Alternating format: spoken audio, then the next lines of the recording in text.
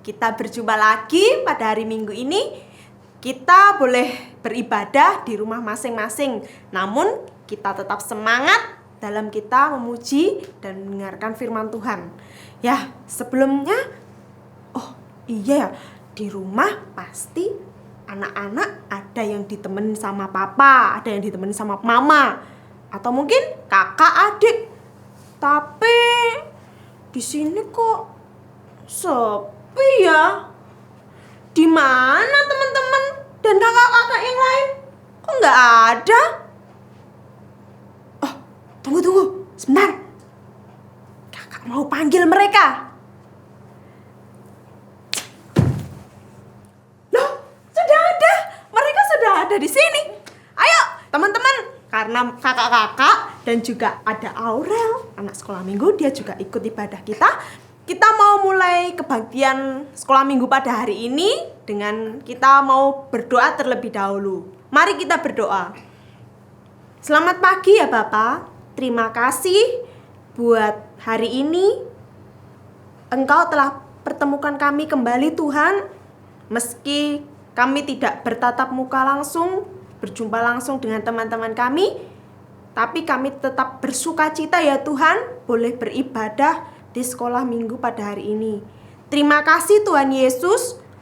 Kami akan mulaikan sekolah minggu pada hari ini. Berikan kami semangat, berikan kami kekuatan dan kesungguhan untuk kami boleh beribadah. Dalam nama Tuhan Yesus Kristus, kami sambut sekolah minggu hari ini. Amin.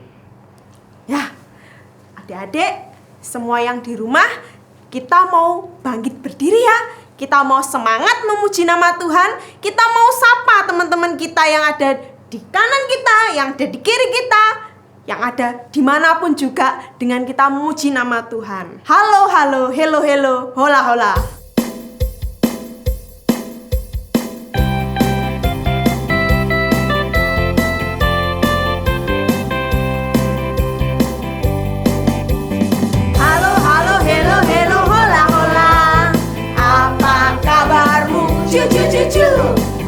Halo, hello, hola, hola. Apa kabarmu? Semuanya senang, semua bersuka, sebab selalu ada Yesus. Jangan kamu sedih, jangan kamu susah, sebab Yesus besertamu.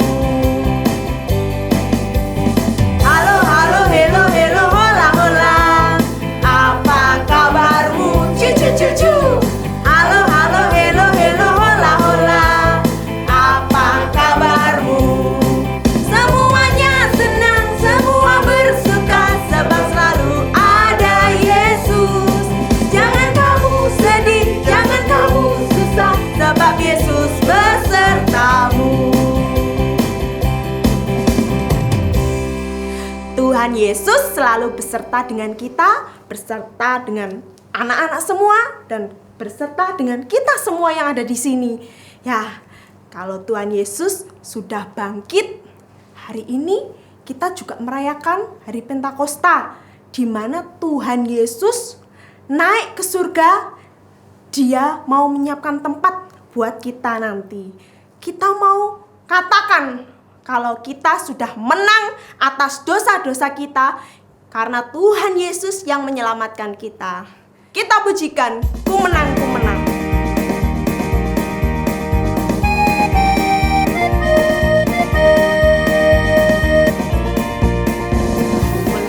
Ku menang bersama Yesus Tuhan. Ku menang di dalam peperangan. Ku menang atas segala setan. Haleluya, haleluya, ku menang.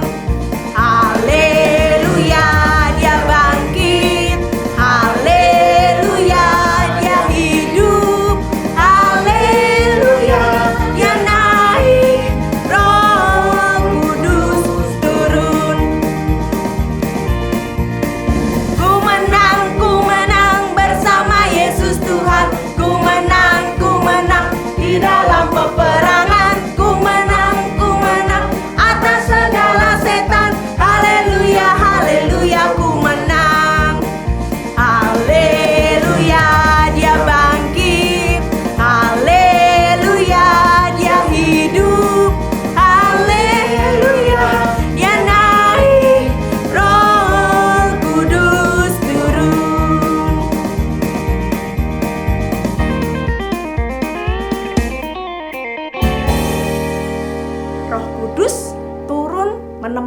setiap kita anak-anaknya. Dia yang menemani di saat kita susah, di saat kita senang, dan di dalam segala keadaan kita. Ya, sebentar kita akan mendengarkan firman Tuhan. Kita mau tetap semangat, kita masih tetap bangkit berdiri. Kita pujikan biarpun gunung-gunung beranjak.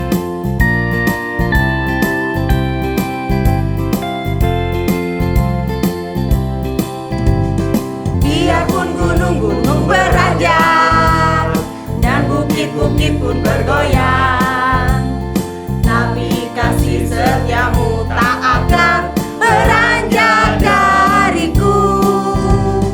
Biarpun gunung-gunung beranjak dan bukit-bukit pun bergoyang, tapi kasih setiamu tak akan beranjak dariku. Tak akan beranjak, tak akan bergoyang, tak akan beranjak, tak akan bergoyang. Demikianlah firman Tuhan yang mengasihimu. Biarpun gunung-gunung beranjak dan bukit-bukit pun bergoyang, tapi kasih setiamu tak akan beranjak dariku. Biarpun gunung-gunung beranjak dan bukit-bukit pun bergoyang, tapi kasih setiamu tak akan beranjak dariku. Tak akan beranjak, tak akan bergoyang, tak akan beranjak, tak akan bergoyang. Demikianlah firman Tuhan yang mengasihimu. Kita mau siapkan hati kita mau siapkan telinga kita untuk mendengarkan firman Tuhan. Dan kita akan mau berdoa terlebih dahulu. Mari kita berdoa. Tuhan, terima kasih untuk kesempatan yang Tuhan berikan. Hari ini kami kembali boleh mendengarkan firman-Mu Tuhan. Tuhan, kiranya tubuh, jiwa, roh kami dalam penyertaan-Mu, dalam perlindungan-Mu Tuhan, sehingga setiap apa yang disampaikan semuanya bisa kami terima dengan baik Tuhan, dan kami tanamkan di dalam kehidupan kami lakukan setiap hari. Terima kasih Tuhan, di dalam nama Yesus Kristus kami sudah berdoa dan mengucap syukur. Amin. Halo adik-adik, teman-teman semua, ketemu lagi dengan Kak Abel. Nah, hari ini Kak Abel mau cerita satu bagian firman Tuhan, yaitu tentang orang-orang di zaman dulu. Persisnya cerita ini diambil dari Kisah Para Rasul pasal yang kedua. Coba kalian buka Alkitabnya, Kisah Para Rasul pasal yang kedua. Nah, cerita ini lumayan panjang, tapi Kak Abel mau ringkas supaya ceritanya gampang kalian nangkepnya. So, lihat video berikut ini. Orang-orang yang menerima perkataannya itu memberi diri dibaptis, dan pada hari itu jumlah mereka bertambah kira-kira 3.000 jiwa. Mereka bertekun dalam pengajaran rasul-rasul dan dalam persekutuan. Dan mereka selalu berkumpul untuk memecahkan roti dan berdoa. Maka ketakutanlah mereka semua, sedang rasul-rasul itu mengadakan banyak mujizat dan tanda.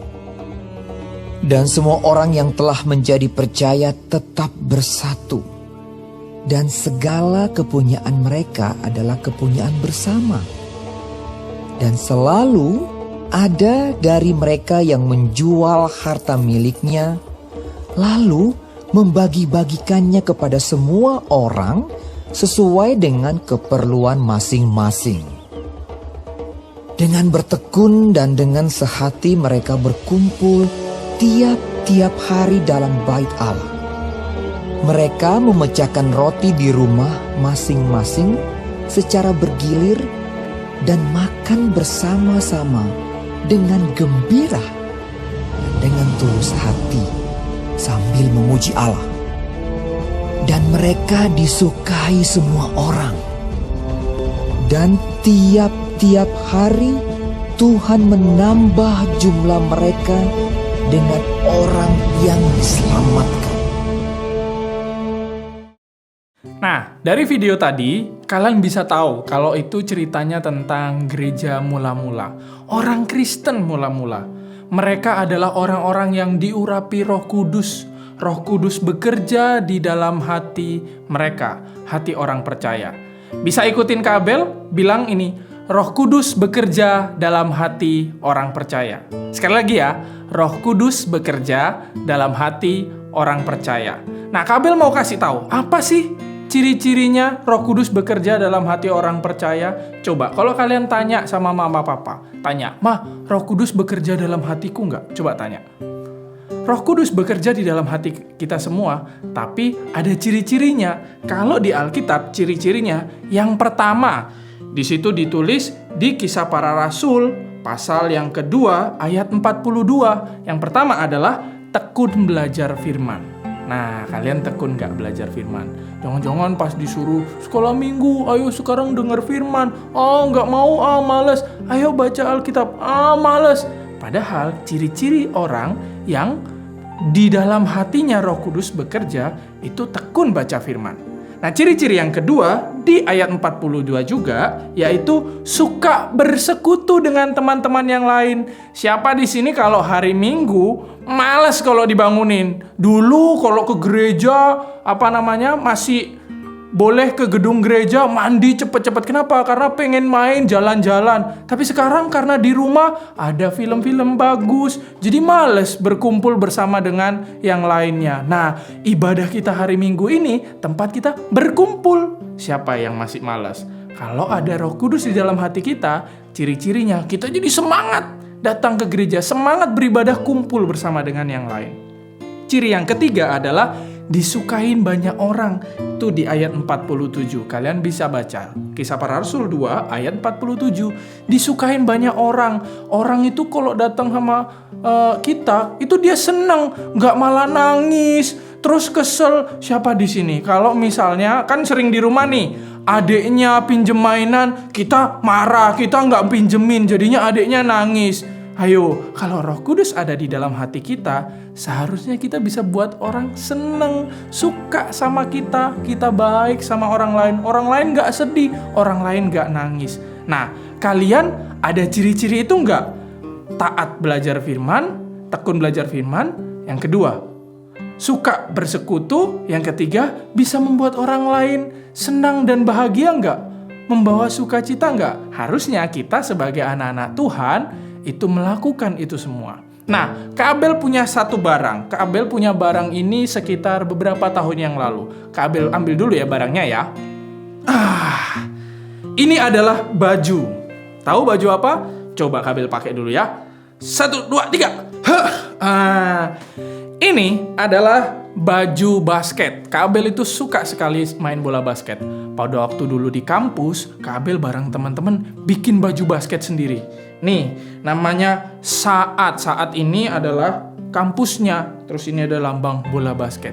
Kak Abel kenapa sama teman-teman pakai baju ini? Supaya kalau misalnya ada pertandingan, Kak Abel itu bisa tahu sama teman-temannya Kak Abel yang mana, yang satu kampus yang mana. Jadi Kak Abel nggak campur dengan yang lain. Nah, sama seperti kita, kalau Roh Kudus bekerja dalam hati kita, pasti ada tandanya, pasti ada cirinya. Cirinya itu tadi, bertekun dalam firman. Terus yang kedua, suka bersekutu. Yang ketiga, tidak membawa kebencian buat orang lain, tapi justru menyenangkan orang lain. Kalian punya nggak tanda-tanda itu? Kalian pengen nggak bersekutu bersama dengan teman-teman? Pengen nggak rajin terus beribadah walaupun masih terbatas ya? Tapi kita berdoa semoga situasi ini cepat selesai. Oke, Kakak Abel percaya kalian itu adalah anak-anak Tuhan. Roh Kudus bekerja di dalam hati kalian. Mari kita menutup di dalam doa. Tuhan, terima kasih Engkau bekerja di dalam hati kami. Engkau mengurapi kami sehingga kami semakin hari semakin bertumbuh. Kami punya ciri-ciri anak Tuhan, kami punya ciri-ciri orang yang diurapi Roh Kudus, dan kami percaya Roh Kudus bekerja dalam hati kami. Karena itu, terus pimpin kami mau komitmen, mau taat firman-Mu, mau bersekutu, beribadah walaupun kami jarak jauh. Dan kami mau berbagi kebaikan buat yang lain, tidak membuat orang lain benci, tidak membuat orang lain nangis, tidak membuat orang lain tidak suka, tapi kami bisa berteman baik dengan adik kakak kami di rumah, bisa membuat senyum orang tua kami. Terima kasih Tuhan, dalam nama Tuhan Yesus kami berdoa, amin. Nah, sekarang Kak Abel minta semuanya melakukan aktivitas. Yang kelas kecil, kalian nanti akan melakukan aktivitas dipandu dengan kakak-kakak guru sekolah minggu. Kalian ikutin aja, mereka bilang apa, mereka suruh apa, setelah itu kalian ngerjain, terus minta papa mama foto. Habis itu fotonya dikirim ke kakak-kakak guru sekolah minggu. Nah, buat yang kelas besar, kalian buka link di bawah ini, terus kalian jawab pertanyaan-pertanyaan di situ. Oke? Yang buat yang kelas kecil mengerjakan aktivitas, terus minta papa mama foto, kirim ke kakak-kakak guru sekolah minggu. Buat yang kelas besar, buka link di bawah ini dan jawab pertanyaan di dalamnya. Oke? Sampai ketemu di ibadah selanjutnya. Ketemu lagi dengan Kak Abel, dengan kakak-kakak sekolah minggu yang lainnya. Tuhan memberkati. Dadah! Hai, hari ini kita akan membuat burung merpati. Gimana cara membuatnya? Yuk, siapkan dulu bahan-bahannya. Apa aja yang dibutuhkan? Pertama adalah kertas lipat dan juga spidol. Oke, yuk kita buat dulu ya caranya. Ini dilipat dulu ini ya. Cukup tunggu ujung. Ini ya. Sama juga. Ini juga ujung-ujungnya.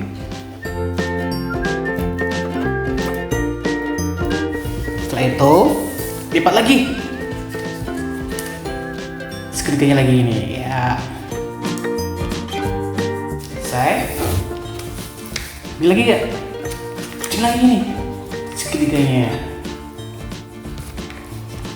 Setelah itu, dibalik. Ini juga. Udah selesai. Ya, ini ya. Kita lipat lagi juga. Oke, udah selesai. Dibuka dulu ini ya. Ya. Ya, sini ada segitiga ya. Lipat ke dalam ya. Cukup ke dalam. Ya. Itu sama juga ini. Gitu ya. Cukup ke dalam. Oke. Sudah selesai. Kita lipat ininya. Sekarang kita akan tukar ini lagi. Oke. Kita buat kepalanya. Ya, ini ya. Setelah itu ini sayapnya.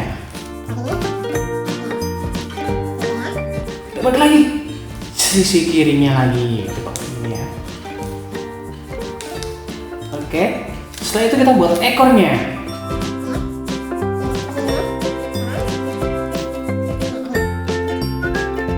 Oke, udah jadi. Yang belum kedengar adalah matanya. Nah ya, kita tulis lagi nih. Buat matanya, titik aja. Ini juga, ya, biar nampak. Oke. Sudah selesai. Jika kalian sudah selesai, kalian bisa foto dan juga kasih nama ya, kayak ini, dan juga nama kelasnya. Setelah itu kirimkan ke WA guru kalian masing-masing. Oke, sampai jumpa. Tuhan memberkati.